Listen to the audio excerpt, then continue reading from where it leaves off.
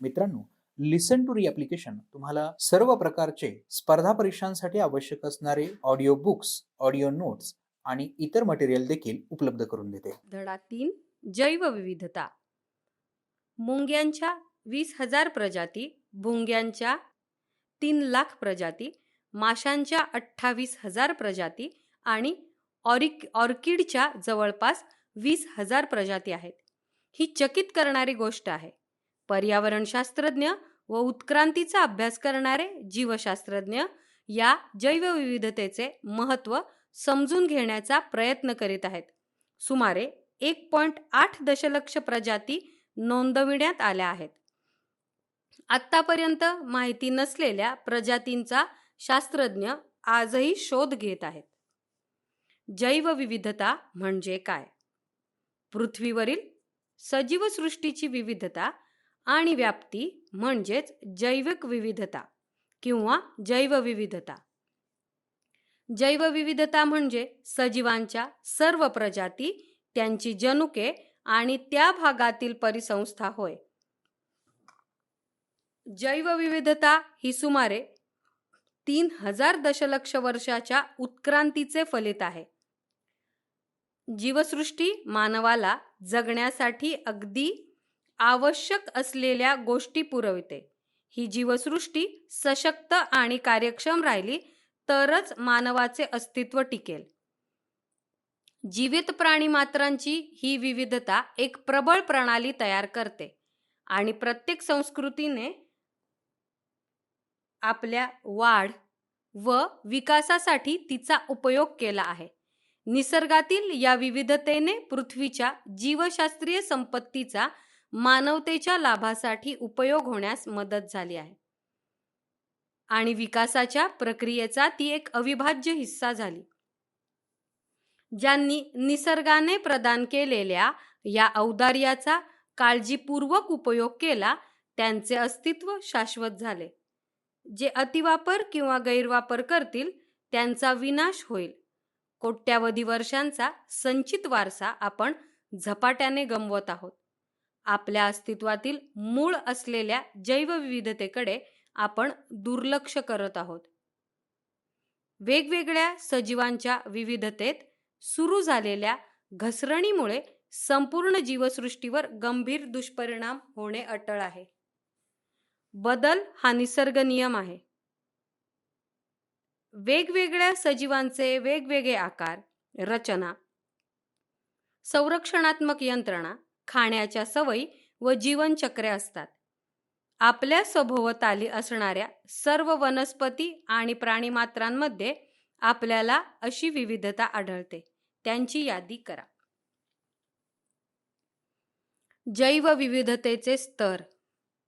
जैवविविधतेचे प्रामुख्याने 3 स्तर आहेत. जनुकीय जैवविविधता.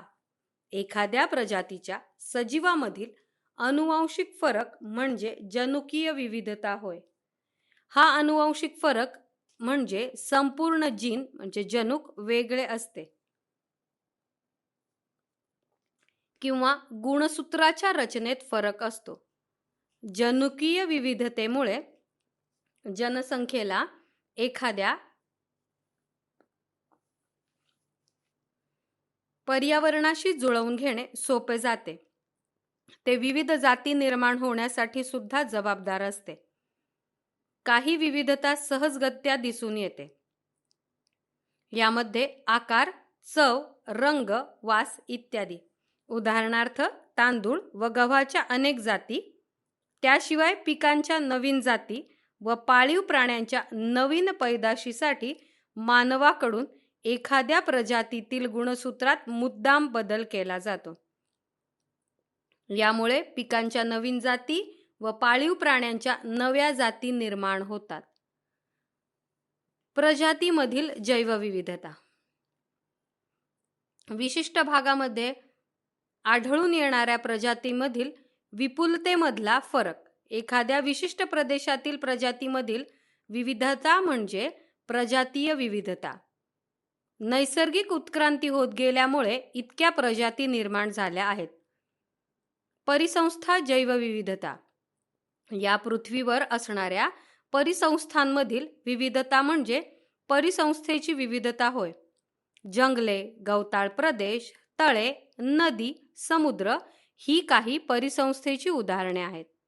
पृथ्वीवरील वेगवेगळ्या हवामानामुळे व भौगोलिक रचनांमुळे निरनिराळ्या परिसंस्था तयार झाल्या आहेत. आमचे असेच ऑडिओ लेक्चर ऐकत राहण्यासाठी तुम्ही या ऑडिओसोबतच्या लिंकवर क्लिक करून प्ले स्टोअरवरून आपले ॲप्लिकेशन डाउनलोड करू शकता. महाराष्ट्रातील वारली आदिवासी समाज तांदळाच्या 15 जातींची लागवड करतात. ते पारंपरिक शेती पद्धती पिढ्यानपिढ्या करत आले आहेत. धानाच्या विविध जाती या पाण्याच्या व वेगवेगळ्या मातीच्या पोताप्रमाणे बदलत जातात. या जातींना वेगवेगळे गंध असतात व त्यांची कीटकांचा सामना करण्याची क्षमता वेगळी असते. जर मॉन्सून नेहमीसारखा बरसला तर मुख्य जाती या उत्तम उत्पादन देतात. जर नाही बरसला तर अन्य कमी दर्जाच्या जाती जरी कमी उत्पादन देत असल्या तरीही कमी पाण्यात जगून काही प्रमाणात का होईना उत्पादन देऊ शकतात. अशा प्रकारे वेगवेगळ्या माती, पाणी व हवामानाच्या स्थितीतील जातींच्या उपलब्धतेमुळे प्रतिकूल परिस्थितीत सुद्धा थोडेफार उत्पादन हाती येत लागतेच. पृथ्वीवरील प्रजातींची संख्या. गट व प्रजातींची संख्या. सस्तन प्राणी 5513, पक्षी 10425, सरपटणारे प्राणी 10038, मासे 32900, उभयचर 7302, कीटक 1,00,000, वनस्पती 3,07,674, लायकेन 17,000. स्रोत IUCN 2014. जैवविविधतेची मूल्ये. जग हे असंख्य सजीव, प्राणी व वनस्पतींनी भरलेले आहे. या सजीवांमध्ये विविधता असून ते वेगवेगळ्या अधिवासात राहतात. त्यांच्या ठिकाणी अनेक गुणवैशिष्ट्ये असल्यामुळे त्यांचा अभ्यास मनोरंजक होतो. तसेच हे सजीव मानवी अस्तित्वासाठी अत्यावश्यक आहेत, कारण ते अन्न, वस्त्र, निवारा, औषधे यासाठी साहित्य पुरवतात. आजकाल आपल्याकडे वेगवेगळ्या अनुवंशिक गुणधर्माचा अनेक पद्धतींनी वापर करता येण्यासाठी नवीन तंत्रज्ञान आहे. वन्य विविधतेचा पिकांमध्ये समावेश करून जागतिक शेतीच्या विकासाला हातभार लावता येईल. जैवविविधता महत्त्वाची का आहे? सर्व प्रजाती एकमेकांशी जोडलेल्या आहेत. त्या एकमेकांवर अवलंबून आहेत. जर जैवविविधता कमी असेल तर हे बंध कमकुवत होतात व काही वेळेस तुटतात. हे त्या ठिकाणच्या इतर सर्व प्रजातींना अपायकारक ठरते. जैवविविधता ही अनेक प्रकारे माणसासाठी महत्त्वाची आहे. जर ती कमी झाली तर माणसासाठी उपयोगी असलेल्या या प्रणाली तुटतात. पर्यावरणातील अपायकारक प्रकार माणसासाठी वनस्पती व प्राणी वेगवेगळ्या मार्गांनी महत्त्वाचे आहेत. निसर्गातील हा असमतोल पर्यावरणातील या साखळ्या तोडतो. जैवविविधतेची मूल्ये. प्रत्यक्ष मूल्ये, अप्रत्यक्ष मूल्ये. प्रत्यक्ष मूल्ये उपभोगी मूल्ये व उत्पादक मूल्ये. अप्रत्यक्ष मूल्ये पर्यावरणीय मूल्ये, सामाजिक मूल्ये, नैतिक मूल्ये, सौंदर्य मूल्ये व वैकल्पिक मूल्ये. जैवविविधतेची प्रत्यक्ष मूल्ये. उपभोगी मूल्ये. अन्न, चारा, इमारती, लाकूड, इंधनाचे लाकूड इत्यादीसाठी प्रत्यक्ष वापरल्या जाणाऱ्या नैसर्गिक उत्पादनांशी उपभोगी मूल्ये संबंधित आहेत. आपण वनस्पती आणि प्राण्यांच्या हजारो प्रजातींचा वापर आपल्या रोजच्या आयुष्यात करत असतो. आदिवासी लोक सामान्यतः त्यांच्या दैनंदिन गरजांसाठी वनांवर अवलंबून असतात. उत्पादक मूल्ये. व्यापारदृष्ट्या काढलेल्या व विकल्या जाणाऱ्या डिंक, मध इत्यादी उत्पादनासाठी हे लागू आहे. आजची बहुतांश शेतीतील पिके ही वन्य प्रजातीमधूनच विकसित झाली आहेत. आमचे असेच ऑडिओ लेक्चर ऐकत राहण्यासाठी तुम्ही या ऑडिओसोबतच्या लिंकवर क्लिक करून प्ले स्टोअरवरून आपले ॲप्लिकेशन डाउनलोड करू शकता. व्यापारी उत्पादन मध, झाडाच्या बुंध्यातून डिंक पाझरणे, जैवविविधतेचे आर्थिक मूल्य. अन्न व ऊर्जा या मूलभूत गरजा पूर्ण करण्यासाठी लोक जैवविविधतेवर अवलंबून असतात. त्याशिवाय औषध, शेती, लाकूड इत्यादी उद्योग कच्च्या मालासाठी जैवविविधतेवर अवलंबून असतात. जैवविविधतेचे आर्थिक उपयोग खाली वर्णन केले आहेत. अन्नमूल्य. मानवी इतिहासात अंदाजे 80,000 खाण्यायोग्य वनस्पती जातींचा उपयोग करण्यात आलेला आहे आणि त्यातील 3,000 प्रजाती आजही वापरल्या जात आहेत. सुमारे 150 प्रजातींची मोठ्या प्रमाणावर लागवड करण्यात येते व त्यापैकी 10 ते 20 प्रजाती जगाच्या 80 ते 90% उष्मांकासाठी आपण वापरतो. वरील महत्त्वाच्या खाण्यायोग्य वनस्पतींशिवाय शेकडो अन्य लागवड न केलेल्या वनस्पतींचा सुद्धा अन्न म्हणून उपयोग केला जातो. औषधे, सौंदर्य प्रसाधने. जैवविविधतेमुळे मानव, प्राणी व वनस्पती आरोग्याचे रक्षण होते. जैव कीटकनाशके व जैविक खते. पश्चिम घाटात सुमारे 2,000 औषधी वनस्पतींचा वापर करण्यात येतो. देशभरात सुमारे 8,000 वनस्पती व काही प्राण्यांचा स्थानिक लोक औषधासाठी उपयोग करतात. आधुनिक वैद्यकशास्त्रामधील औषधांचे मूळ वनस्पतींमध्ये आहे. विकसित जगात वापरली जाणारी विविध मुख्य प्रवाहातील अस्पिरिन सहित 25% औषधे वनस्पतीपासूनच तयार केली जातात. प्राथमिक प्रक्रिया केल्यावर आयुर्वेदिक औषधे व औषधी वनस्पती भारतातून शतकानुशतके निर्यात केली जात आहेत.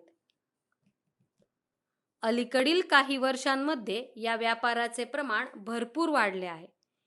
वैद्यकीय पर्यटन हा अलीकडे एक आर्थिक व्याप्ती करण्याचा उद्योग म्हणून उदयाला येत आहे.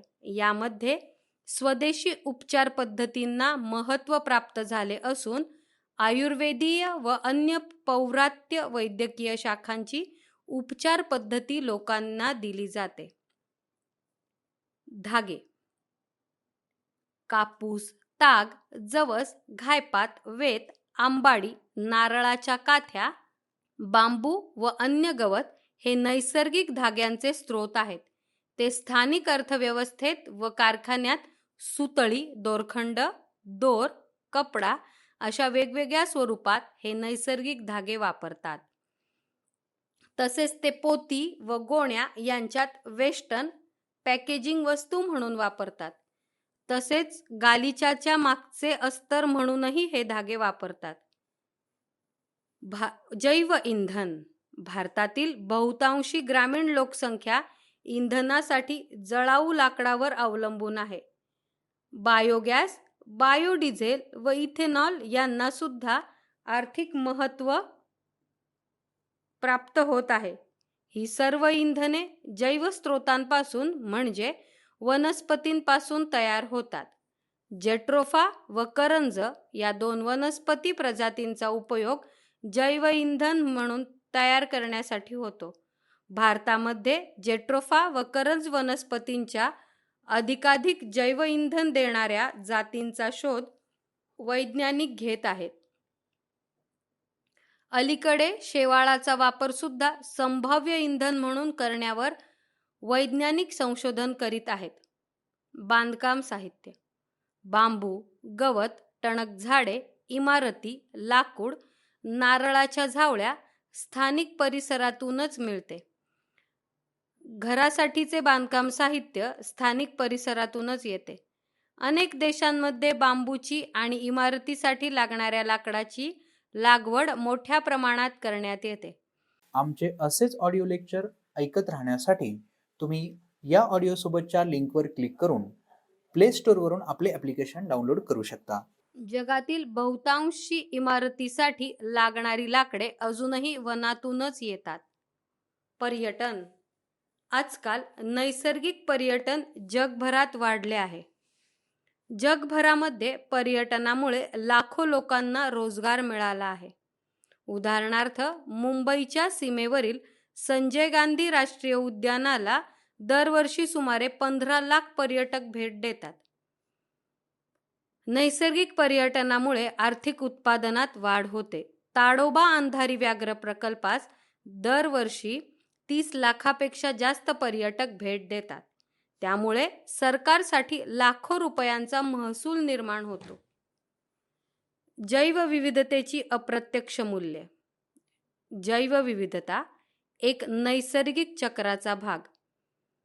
जैवविविधता परिसंस्थेच्या आवश्यक अशा लाभांची तरतूद करते.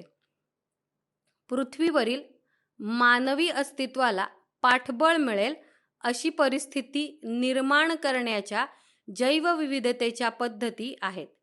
त्यामध्ये जलचक्र, भूरासायनिक चक्र व हवामानाची स्थिती यांचा समावेश आहे. उदाहरणार्थ, कार्बन, हायड्रोजन, नत्रवायू व प्राणवायू इत्यादींनी बनलेल्या गुंतागुंतीच्या मृत सेंद्रिय पदार्थांचे जीवाणू सोप्या सेंद्रिय संयुगामध्ये रूपांतर करतात. वातावरणातील कार्बन डायऑक्साईड वायू शोषून घेऊन वनस्पती हवा शुद्ध होण्यास मदत करतात. जीवमंडल वातावरणातील वायूंचा समतोल राखून हवामान स्थिर ठेवण्यास मदत करते. वने आणि गवताळ प्रदेश, ओढे व नद्यांचा प्रवाह कायम ठेवण्यास मदत करतात.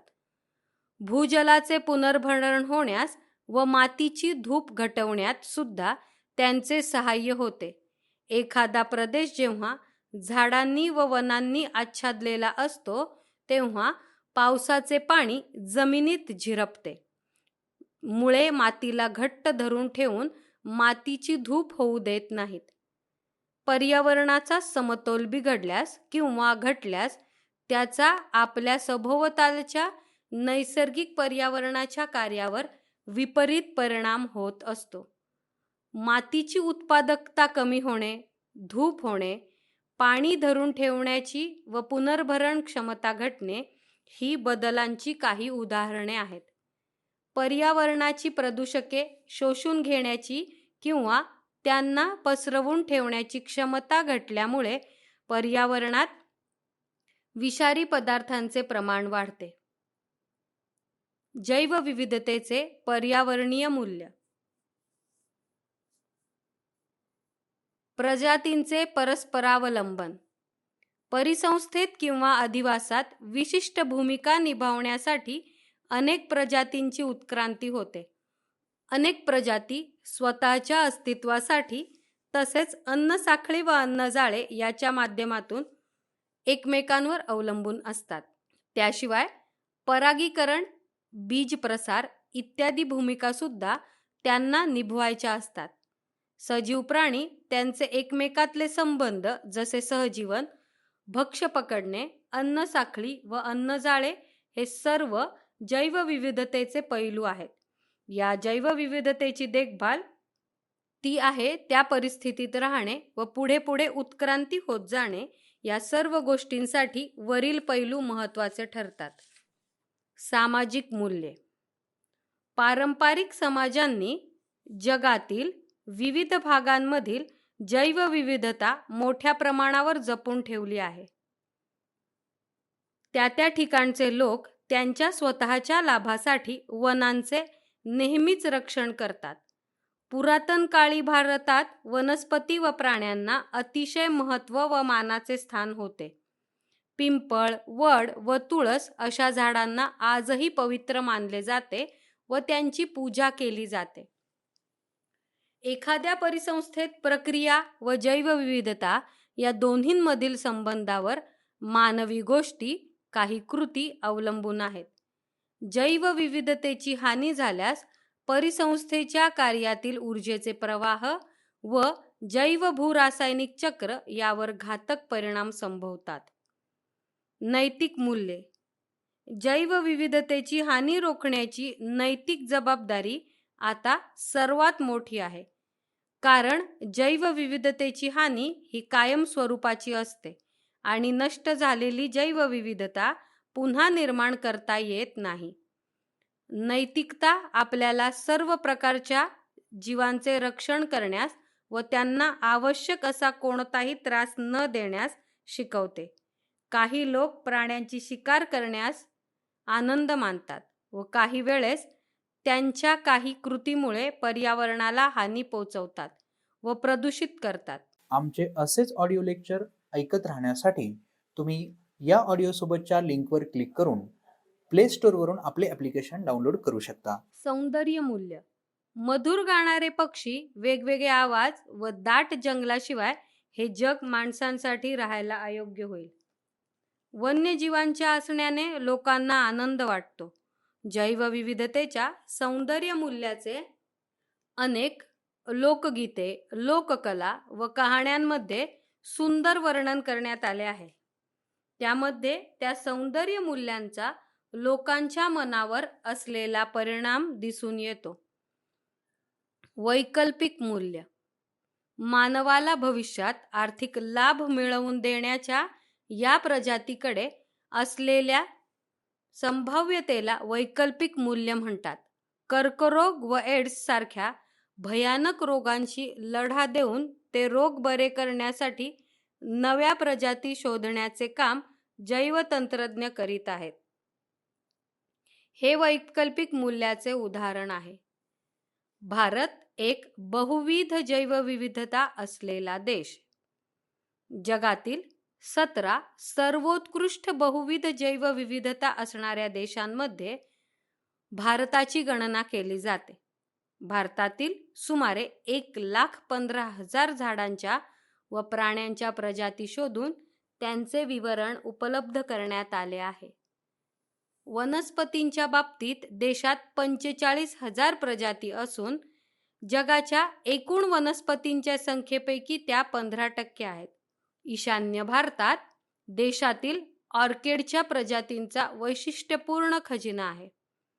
प्राणी प्रजातींच्या बाबतीत सुद्धा भारत संपन्न असून प्राण्यांच्या ज्ञात असलेल्या 92,037 प्रजातींपैकी 61,375 प्रजाती कीटकांच्या आहेत.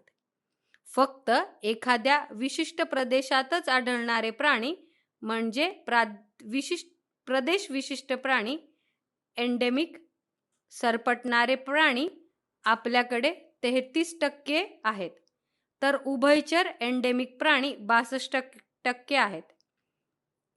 पाळीव प्राण्यांमध्येही बरीच विविधता आपल्या देशात आढळते. समुद्रातील प्राण्यांच्या विविधतेतील समृद्धी किती आहेत त्याचा केलेला अंदाज आपल्याकडे नाही. पण समुद्री गवत, मासे, कवचधारी प्राणी, मृदू शरीर व कवच असलेले प्राणी, प्रवाळ, सरपटणारे व सस्तन प्राणी आपल्या समुद्रात विपुलतेने आढळतात. 17 बहुविध जैवविविधता असलेले देश.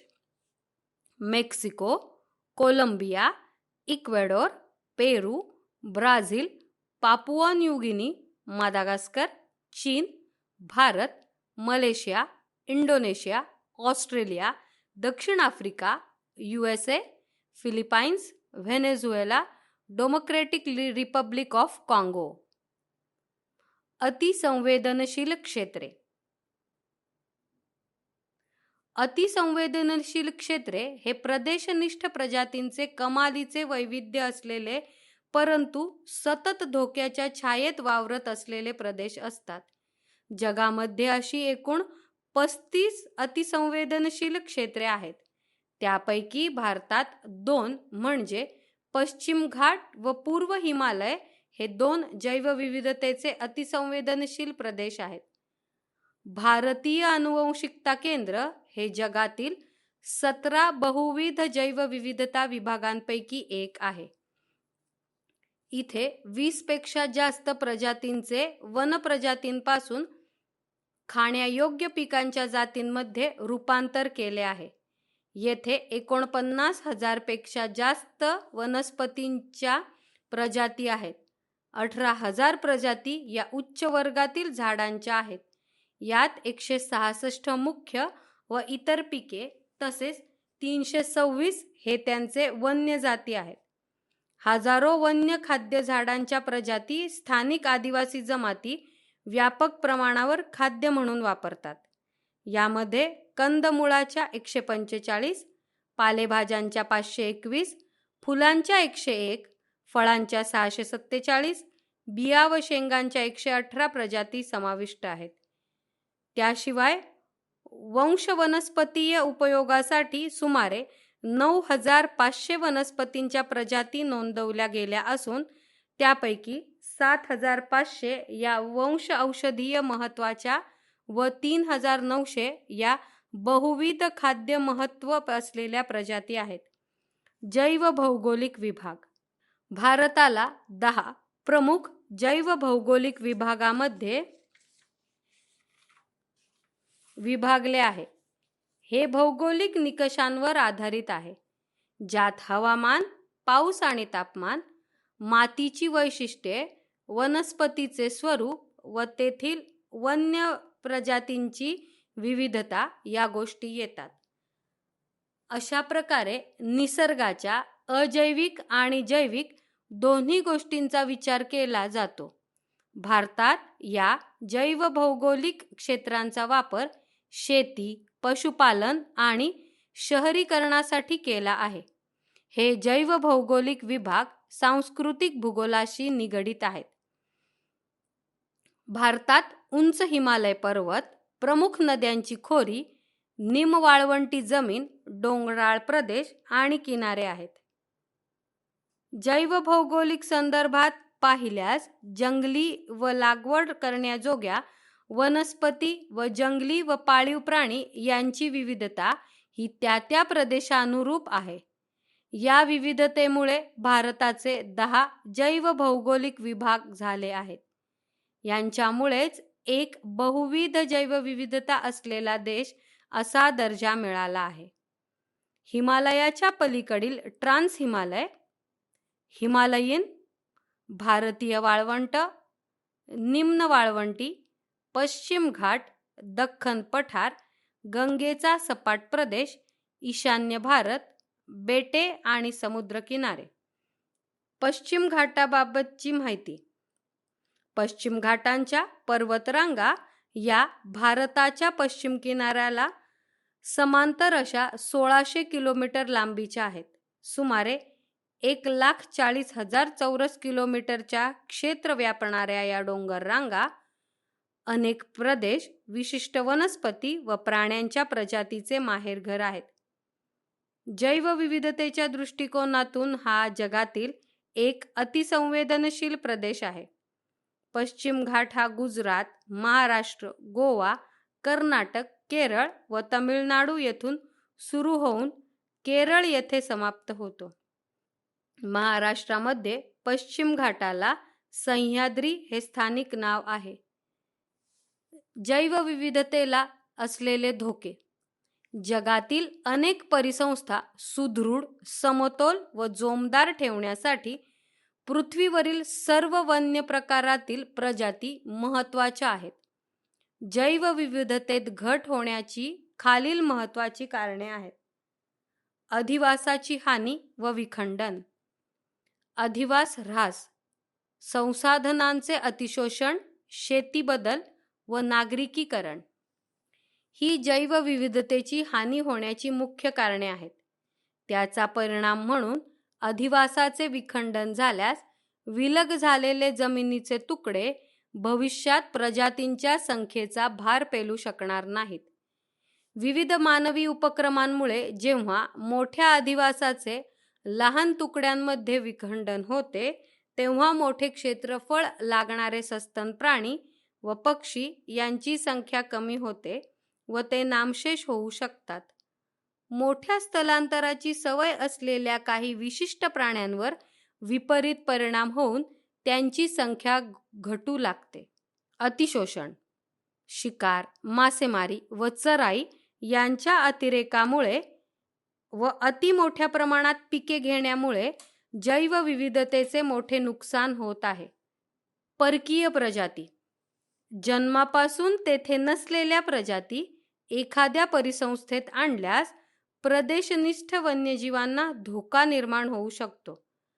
परकीय प्रजाती विनाउद्देश किंवा कोणत्याही विशिष्ट उद्दिष्टाने रुजवल्यास काही वेळा त्या आक्रमक होऊन स्वदेशीय प्रजाती घटू किंवा नाहीशा होऊ शकतात. गाजरगवत, घाणेरी व जलपर्णी या आक्रमक गवताच्या प्रजातींमुळे येथील मूळ प्रजातींना निर्माण झालेला धोका व हानी हे त्याचे उदाहरण आहे. आमचे असेच ऑडिओ लेक्चर ऐकत राहण्यासाठी तुम्ही या ऑडिओ सोबतच्या लिंकवर क्लिक करून प्ले स्टोअरवरून आपले ॲप्लिकेशन डाउनलोड करू शकता. दक्षिण अमेरिकेतील तिलापिया हे मासे भारतातील तलावात सोडले गेल्यामुळे स्थानिक माशांच्या प्रजातीमध्ये घट झाली. प्रदूषण. हवेतील प्रदूषण. आम्लवर्षामुळे वनांचा नाश होतो. पाण्यातील प्रदूषणामुळे मासे, अन्य जलीय वनस्पती व प्राणी मरतात. पाण्यात सोडलेले विषारी व धोकादायक पदार्थ जलचरांच्या जीवाला धोका निर्माण करतात. तेलगळतीमुळे किनाऱ्यावरील पक्षी, वनस्पती व अन्य समुद्री प्राण्यांना धोका निर्माण होऊ शकतो. प्लास्टिकच्या कचऱ्यामुळे अन्य वन्यजीवांवर अनिष्ट परिणाम होतो. त्यामुळे प्रदूषण हा जैवविविधतेला मोठा धोका आहे. हवामान बदल. हवामान बदलाचा जैवविविधतेवर परिणाम झाला आहे आणि येत्या दशकांमध्ये तो अधिकच तीव्र होण्याची शक्यता दिसत आहे. आर्क्टिक प्रदेशातील बर्फ वितळल्यामुळे संपूर्ण प्रदेशातील जीवसंहतीच्या जैवविविधतेला धोका निर्माण झाला आहे. वातावरणातील कार्बन डायऑक्साईडच्या अतिरिक्त प्रमाणामुळे महासागराच्या पाण्याचे आम्लीकरण झाल्याचे दिसून आले आहे व तो आपल्या परिसंस्थेला धोका आहे. तापमान वाढीसोबतच अधिक वारंवारतेने विषम हवामान असण्याच्या घटना तसेच पाऊस व दुष्काळाचे बदलते आकृतिबंध यामुळे जैवविविधतेवर घातक परिणाम होऊ शकतो. मानव व वन्यजीव संघर्ष. अन्न आणि पाण्याच्या शोधात वन्यजीव जेव्हा नैसर्गिक अधिवास सोडतात तेव्हा मानव आणि वन्यजीवांमध्ये संघर्ष निर्माण होतो. महाराष्ट्रात शहरी व ग्रामीण भागात बिबट्याचे होणारे हल्ले तसेच रानडुक्कर व काळविटापासून पिकांची होणारी नासधूस यांच्या वर्तमानपत्रात छापून येणाऱ्या बातम्या ही याचीच उदाहरणे आहेत.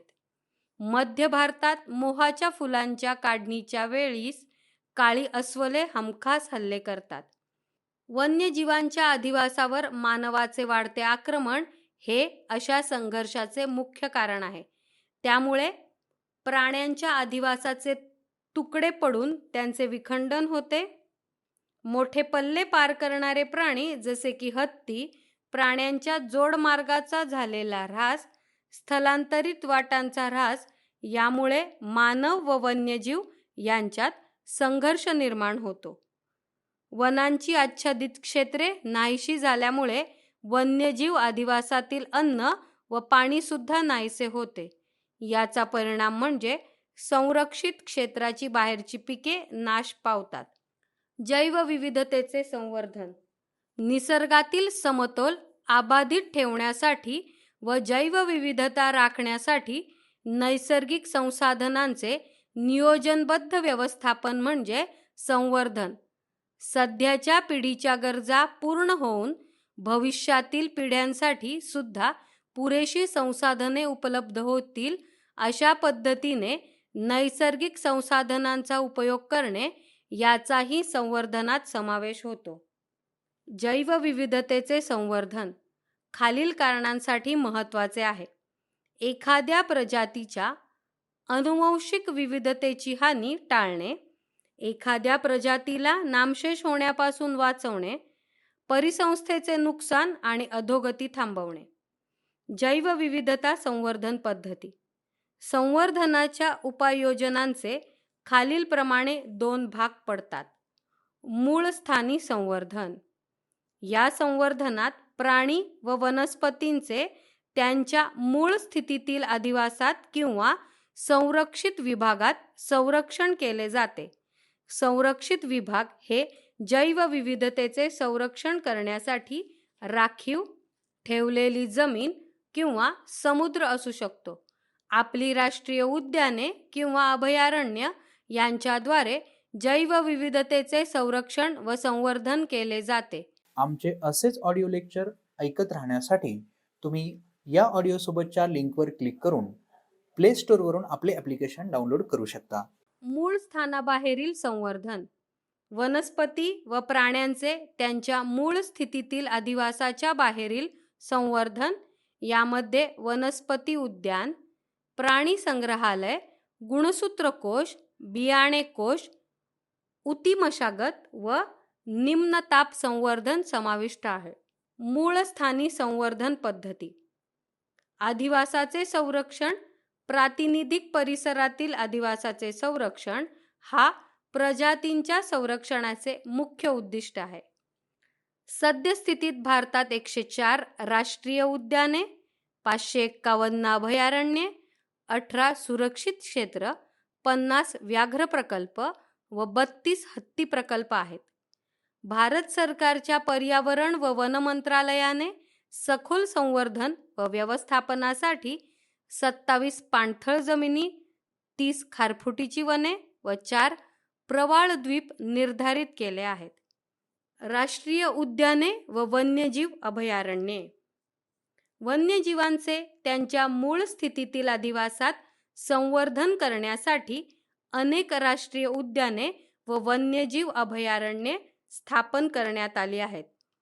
उत्तरांचलमधील जिम कॉर्बेट व्याघ्र प्रकल्प, मध्य प्रदेशातील कान्हा व बांधवगड राष्ट्रीय उद्यान, राजस्थान रणथंबोर राष्ट्रीय उद्यान, गुजरातमधील गीर राष्ट्रीय उद्यान इत्यादी उदाहरणे देता येतील. भारतातील काही मुख्य संरक्षणात्मक विभाग खालीलप्रमाणे. काझीरंगा राष्ट्रीय उद्यान आसाम, एकशिंगी गेंडा.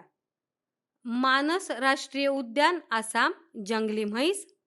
गीर राष्ट्रीय उद्यान गुजरात, सिंह, चितळ, सांबर, जंगली अस्वले. कोल्लेरू राष्ट्रीय उद्यान आंध्र प्रदेश, पेलिकन व समुद्री पक्षी. दाचिगाम राष्ट्रीय उद्यान जम्मू व काश्मीर, काश्मीरी सांबर, वन्य बकरी, मेंढी. बंदीपूर राष्ट्रीय उद्यान कर्नाटक, भारतीय गवे, हत्ती, वानर व वाघ. पेरियार राष्ट्रीय उद्यान केरळ, हत्ती, भुंकणारे हरिण, सांबर. कान्हा राष्ट्रीय उद्यान मध्य प्रदेश, वाघ, चित्ता, रानटी कुत्रे, बारशिंगा. सिम्मप्लीपाल राष्ट्रीय उद्यान ओरिसा, खारफुटी, समुद्री कासवे. केवलादेव राष्ट्रीय उद्यान राजस्थान, बदके, बगळा, फ्लेमिंगो, पेलिकन. कॉर्बेट राष्ट्रीय उद्यान उत्तरांचल, वाघ, भुंकणारे हरिण, अस्वल, रिसिस माकडे. जलदापाडा राष्ट्रीय उद्यान पश्चिम बंगाल, गेंडे.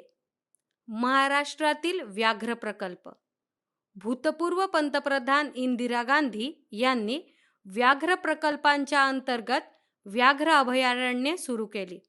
वाघांची पैदास करणे व शिकारीपासून बेकायदेशीर संरक्षण होण्यासाठी वाघांना एक सुरक्षित ठिकाण मिळवून देण्याचा हेतू आहे. सन 1973-74 मध्ये मेळघाट हा पहिला व्याघ्र प्रकल्प घोषित झाला. त्यासोबत गुगामल राष्ट्रीय उद्यान हे मेळघाट राष्ट्रीय उद्यानाच्या सोबतच त्यांचा देखभाल विभाग म्हणून घोषित करण्यात आला. त्यानंतर 5 अतिरिक्त व्याघ्र प्रकल्प स्थापन करण्यात आले. महाराष्ट्रातील व्याघ्र प्रकल्पांची यादी. व्याघ्र प्रकल्प स्थान घोषित वर्ष कोअर क्षेत्र चौरस किलोमीटर मध्ये, बफर क्षेत्र चौरस किलोमीटर मध्ये.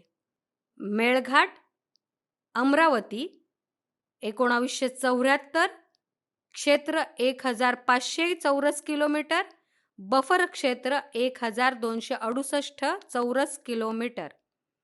ताडोबा अंधारी चंद्रपूर 1993, कोअर क्षेत्र 626 चौरस किलोमीटर, बफर क्षेत्र 1102, पेंच नागपूर 1999, कोअर क्षेत्र 257 चौरस किलोमीटर, बफर क्षेत्र 484 चौरस किलोमीटर, सह्याद्री पश्चिम घाट 2007, कोअर क्षेत्र 600 चौरस किलोमीटर, बफर क्षेत्र 565 चौरस किलोमीटर, नवेगाव नागझिरा गोंदिया 2013, कोअर क्षेत्र 654, बफर क्षेत्र 1241 चौरस किलोमीटर, बोर वर्धा 2014, कोअर क्षेत्र 138 चौरस किलोमीटर, बफर क्षेत्र 678 चौरस किलोमीटर. आमचे असेच ऑडिओ लेक्चर ऐकत राहण्यासाठी तुम्ही या ऑडिओ सोबतच्या लिंकवर क्लिक करून प्ले स्टोअरवरून आपले ॲप्लिकेशन डाउनलोड करू शकता. स्रोत national wildlife database WII UNESCO. जीवावरण राखीव क्षेत्र संयुक्त राष्ट्राच्या आर्थिक, सामाजिक व सांस्कृतिक संघटनेच्या मानव व जीवावरण योजनेनुसार परिसंस्थेचे संवर्धन व त्यामधील अनुवांशिक साहित्याचे संरक्षण करण्यासाठी सन 1975 मध्ये जीवावरण ही संकल्पना सुरू करण्यात आली. यामध्ये कोअर, बफर व संक्रमण विभाग असतात. कोअर क्षेत्र पूर्णपणे संरक्षित व नैसर्गिक क्षेत्र असते. तिथे कोणत्याही मानवी हालचालींना परवानगी नसते. ती कायदेशीरदृष्ट्या संरक्षित परिसंस्था असते व विशेष प्रयोजन वगळता तिथे प्रवेश निषिद्ध असतो. शास्त्रीय संशोधनासाठी विध्वंसकपणे नमुने गोळा करण्यास तेथे प्रतिबंध आहे. बफर विभाग हा कोअर विभागाच्या सभोवताली असतो. तेथील काही वस्तू स्थानिक लोक वापरू शकतात. तसेच संशोधने व शैक्षणिक उपक्रम यांना या बफर विभागात परवानगी मिळेल असे व्यवस्थापन केलेले असते. संक्रमण विभाग हा जीवावरण आरक्षित विभागाचा सर्वात बाहेरचा भाग असतो आणि जीवावरण व्यवस्थापन व स्थानिक लोकांमध्ये सक्रिय सहकार्य असते. तिथे वस्ती, पीक घेणे, वनीकरण, करमणूक व वनसंवर्धनाच्या उद्दिष्टाशी सुसंगत असे आर्थिक उपक्रम सुरू असतात. जगातील 107 देशांमध्ये 553 जीवावरण राखीव क्षेत्र आहेत.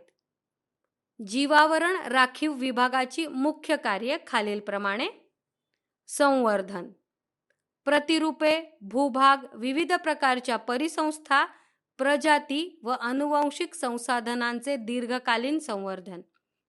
विकास, संसाधनांचा पारंपरिक उपयोग करण्यास प्रोत्साहन, सांस्कृतिक, सामाजिक व पर्यावरण दृष्ट्या शाश्वत आर्थिक विकासाला प्रोत्साहन दिले जाते. शास्त्रीय संशोधन, संनियंत्रण व शिक्षण. संशोधन, संनियंत्रण, शिक्षण व माहितीच्या आदानप्रदानाशी संबंधित स्थानिक, राष्ट्रीय व आंतरराष्ट्रीय पर्यावरणीय संवर्धनासाठी सहाय्य केले जाते. प्रजातीभिमुख प्रकल्प. काही विशिष्ट प्रजातींना केंद्रित व विशिष्ट दिशात्मक संरक्षण देण्याची गरज भासली आहे. व्याघ्र प्रकल्प. प्रजातींच्या संवर्धनात यश. पूर्वी भारतातील वनांमध्ये वाघ विपुल संख्येने उपलब्ध होते. नंतर त्यांची संख्या झपाट्याने कमी होत गेली. 20व्या शतकाच्या सुरुवातीला 40,000 संख्येने असलेले वाघ 1970च्या सुमारास फक्त 1,200 संख्येवर येऊन ठेपले. त्यामुळे प्रजाती नाहीशी होण्यापासून वाचवण्यासाठी व तिचे संवर्धन करण्यासाठी सन 1973 मध्ये व्याघ्र प्रकल्प सुरू करण्यात आला. वाघांची शिकार व वाघांच्या शरीरापासून तयार केलेल्या विविध वस्तूंच्या राष्ट्रीय व आंतरराष्ट्रीय व्यापारावर बंदी घालण्यात आली. वाघाच्या अधिवासात सुधारणा व बेकायदा शिकारीवर उपाययोजना करण्यासाठी प्रत्येक व्याघ्र प्रकल्पासाठी तपशीलवार व्यवस्थापन योजना आखण्यात आल्या. आमचे असेच ऑडिओ लेक्चर ऐकत राहण्यासाठी तुम्ही या ऑडिओसोबतच्या लिंकवर क्लिक करून प्ले स्टोअरवरून आपले ॲप्लिकेशन डाउनलोड करू शकता. हत्ती प्रकल्प. हत्तीचे त्याच्या नैसर्गिक अधिवासात दीर्घकालीन अस्तित्व राहण्यासाठी राज्यांना सहाय्य करण्यासाठी हत्ती प्रकल्प 1992 मध्ये सुरू करण्यात आला. अरुणाचल प्रदेश, आंध्र प्रदेश, आसाम, कर्नाटक, झारखंड, केरळ, ओडिशा, तामिळनाडू, पश्चिम बंगाल इत्यादी अनेक राज्यांमध्ये सदर प्रकल्प राबवण्यात येत आहे. हल्ली महाराष्ट्र राज्यामध्ये कोकण विभागात सावंतवाडीजवळ हत्तींनी स्थलांतर करण्यास प्रारंभ केला असून त्यामुळे त्या भागात मानव व हत्ती यांच्यात संघर्ष निर्माण झाला आहे. मगर पैदास व व्यवस्थापन प्रकल्प. मगर पैदास व व्यवस्थापन प्रकल्प या प्रकल्पामध्ये मगरींच्या अधिवासांचे सर्वेक्षण करण्यात येऊन अभयारण्ये व राष्ट्रीय उद्याने घोषित करून त्यांचे संरक्षण सोपे करण्यात आले आहे. बंदिस्त पैदास व पुनरुत्पादन कार्यक्रमात वनातून अंड्यांचे काळजीपूर्वक संकलन केले गेले. मध्य प्रदेशातील राष्ट्रीय चंबळ अभयारण्यासहित 11 अभयारण्ये मगरींच्या संरक्षणासाठी घोषित करण्यात आली आहेत. पवित्र वने व पवित्र देवतळी. धार्मिक श्रद्धेमुळे आदिवासी जमातींनी वनांचे छोटे पट्टे संरक्षित करून ठेवले आहेत. हे पट्टे सर्व प्रकारच्या अडथळ्यांपासून मुक्त आहेत. पवित्र वने ही कर्नाटक, महाराष्ट्र, केरळ, मेघालय, सिक्कीम अशा भारतातील विविध राज्यांमध्ये आहेत. सिक्कीममधील खेचियोपलारी तळे हे लोकांनीच पवित्र तळे म्हणून घोषित केले आहे. त्यामुळे तेथील जलजन्य वनस्पती व जलजीवांचे रक्षण झाले आहे. महाराष्ट्राच्या पश्चिम घाटातील देवराया हे पवित्र वनांचे उदाहरण आहे. या देवराई अनेक पिढ्यांपासून संरक्षित केल्या आहेत. मूळ स्थानाबाहेरील संवर्धन. वनस्पती उद्याने, प्राणी संग्रहालय. मूळ स्थानातील संवर्धनाच्या प्रयत्नांना पूरक म्हणून वनस्पती उद्याने, प्राणी संग्रहालय, औषधी वनस्पती उद्यान इत्यादी स्थापून कृत्रिम वातावरणात संवर्धनाचे प्रयत्न सुरू आहेत. पश्चिम बंगालमधील हावडाजवळील भारतीय वनस्पती उद्यान सुमारे 200 वर्ष जुने आहे. तसेच बेंगलुरू, उटी व लखनौ येथील वनस्पती उद्याने सुद्धा महत्त्वाची आहेत. देशात अनेक प्राणी संग्रहालये विकसित करण्यात आली आहेत. आसाममधील मणिपुरी थमीन हरिण आणि आसामचा लाल पांडा यासारख्या धोक्यातील प्रजातींचे संवर्धन करण्यात या प्राणी संग्रहालय संस्थेचा मोठा वाटा आहे. गांगेय घडियाल या जातीच्या मगरीची बंदिस्त जागेत झालेली यशस्वी पैदास उल्लेखनीय आहे. या उद्यानांची मुख्य उद्दिष्टे पुढीलप्रमाणे आहेत. अस्तित्व धोक्यात असलेल्या वनस्पती प्रजातींचे कृत्रिम वातावरणात संवर्धन व संरक्षण करणे, उत्तम संवर्धन व संशोधन व प्रशिक्षणाची केंद्रे म्हणून तिथे काम चालते. वनस्पतीमधील जैवविविधता व त्यांचे संवर्धन करण्याच्या गरजेबाबत जनतेत जागरूकता निर्माण करणे. जनुक अधिकोष. जनुकीय संसाधनांचे संकलन व संवर्धन हे जनुक व बियाणे अधिकोषाद्वारे केले जाते.